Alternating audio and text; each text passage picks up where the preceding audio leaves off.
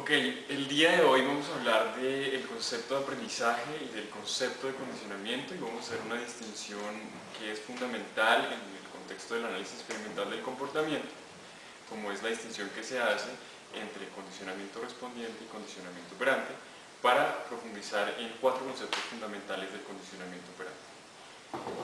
Ok, en el contexto del análisis experimental del comportamiento, la premisa fundamental es que el comportamiento es función de los cambios del ambiente, es decir, yo cambio mi conducta cuando el ambiente cambia. Nosotros podríamos establecer cambios, diferentes tipos de cambios, en nuestro comportamiento en función de los diferentes tipos de cambios en el ambiente. Entonces, uno podría pensar, por ejemplo, que un reflejo es un cambio en el comportamiento que se da en función de un factor ambiental. Es decir, si yo tengo el ojo abierto y alguien me sopla el ojo, ese cambio en el ambiente, que es el soplo en el ojo, produce parpadeo. Entonces ahí estamos hablando de un reflejo.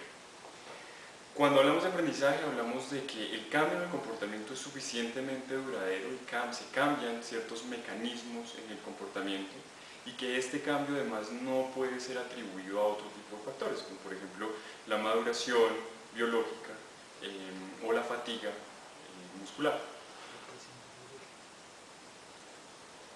Okay. Tranquilo que eso se evita. Adaptación sensorial. Ok. Tampoco puede ser atribuido a adaptación sensorial. Si ustedes lo quieren, en el contexto del análisis experimental del comportamiento hay una distinción básica entre la conducta que es biológica y la conducta que es psicológica.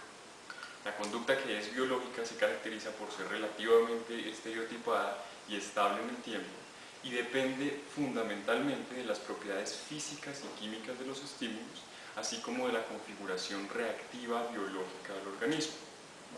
Es decir, si ustedes piensan en el ejemplo del parpadeo, entonces yo parpadearé dependiendo de si el soplido tiene suficiente intensidad y si estimula adecuadamente una región de mi ojo y si además mi ojo funciona normalmente. ¿Okay? Eso sería conducta biológica. Pero hay otro tipo de conducta que no es biológica y hay otro tipo de cambios en el comportamiento o en mis respuestas que no se deben a las propiedades físicas y químicas de los estímulos, sino se deben a una serie de relaciones de dependencia recíprocas entre eventos del ambiente. A esas relaciones recíprocas del ambiente se le denominan contingencias. Entonces piensen ustedes ahora que si en el mundo, en mi historia personal, se relaciona sistemáticamente ese soplido en el ojo con una canción de los Beatles o con un sonido particular como el de un timbre de una puerta, cada vez que yo escuche el timbre voy a parpadear. Este cambio, fíjense ustedes, que no se da biológicamente, es decir, no hay nada en el timbre de la puerta o en el sonido X que haga que yo parpadee. Es solamente en función de la relación sistemática que existe entre el soplo en mi ojo y el timbre, que cuando yo escuche el timbre voy a responder parpadeando. Entonces fíjense ustedes, ahí tenemos un cambio en el comportamiento que podríamos decir que es psicológico porque se debe a mi historia personal y no a las propiedades físicas y químicas de los estímulos. Ok, en el mundo de lo psicológico entonces uno podría hacer una distinción bastante gruesa de dos tipos de comportamiento. Un tipo de comportamiento que se ha denominado respondiente y que se denomina respondiente porque es fácilmente identificable el estímulo que produce esta respuesta, como en el caso del ejemplo anterior. Sabemos que el estímulo del timbre produce el parpadeo, que es condicionado, es decir, para que el parpadeo se dé, se requieren ciertas condiciones y ciertas relaciones entre esas condiciones para que yo pueda parpadear ante el timbre. Entonces ahí tenemos un primer tipo de condicionamiento o un primer tipo de comportamiento que es respondiente porque yo puedo identificar claramente el estímulo al que respondo. ¿Okay? Pero hay otro segundo tipo de comportamiento en el que yo no puedo identificar, o por lo menos no es relevante identificar el estímulo que produce la respuesta.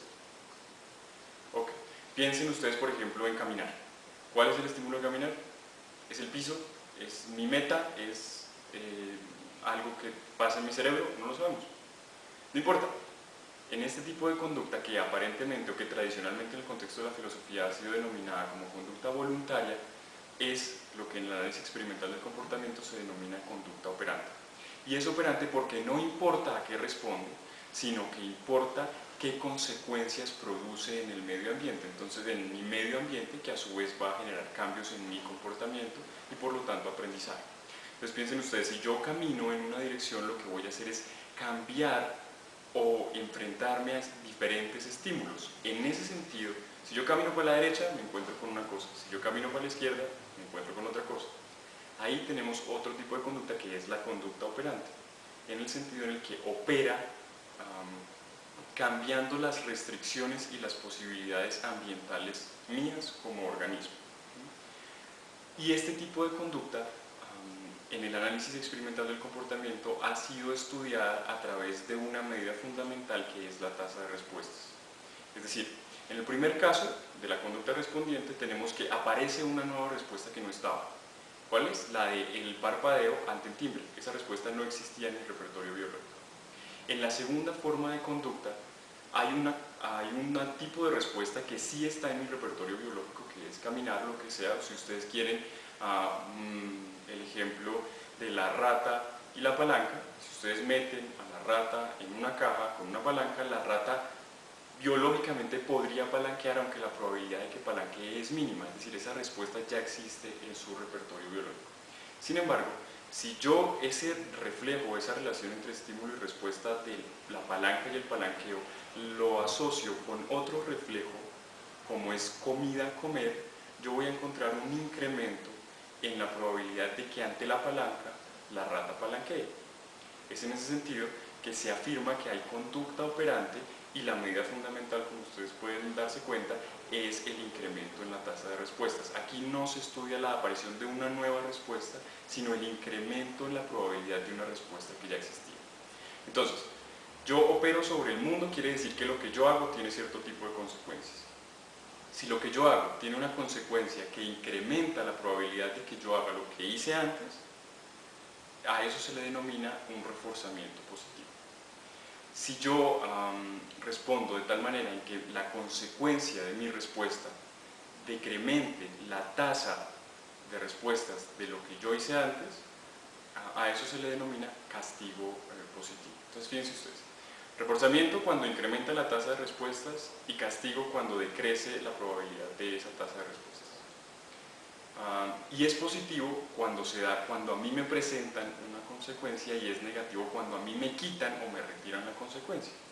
Entonces, número 1, reforzamiento positivo. Yo respondo y obtengo una consecuencia por ello y esa consecuencia que yo obtengo incrementa la probabilidad de mi respuesta. Imagínense ustedes cuando le dan un dulce al niño y el niño, por hacer una tarea, y el niño lo que hace es portarse más juicioso durante la semana y hacer más juicioso su tarea durante la semana. Okay. Entonces, reforzamiento negativo es cuando el niño, yo quiero que incremente, por ejemplo en un niño, yo quiero que incremente la probabilidad de que haga algo. Imagínense ustedes lavar la loza. Resulta que yo soy un padre desnaturalizado que frecuentemente golpeo a mi hijo y le pego porque no lava la loza. Entonces, ¿qué es lo que yo puedo hacer? A medida que el niño empiece a lavar la loza, lo que voy a hacer es retirar el estímulo que le he estado dando, que es el golpe. Cuando yo retiro el golpe, incrementará la probabilidad automáticamente de que el niño lave la loza y por lo tanto ahí habrá un reforzamiento, pero negativo. En el caso de los castigos, el castigo positivo es cuando decrece la probabilidad de respuestas porque yo presento una consecuencia. Entonces, por ejemplo, puedo pegarle un pellizco a un niño que hace mucho ruido cuando la abuelita está viendo televisión. Entonces, ¿qué es lo que va a pasar? Que va a decrecer la tasa de respuestas del niño cuando la abuelita está viendo televisión.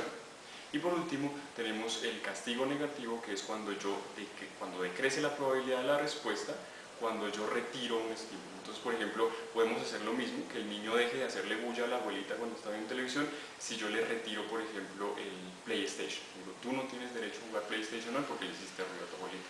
Y ahí voy a encontrar un decremento en la respuesta. Esos son los 4 principios fundamentales del reforzamiento y del castigo en el condicionamiento operante.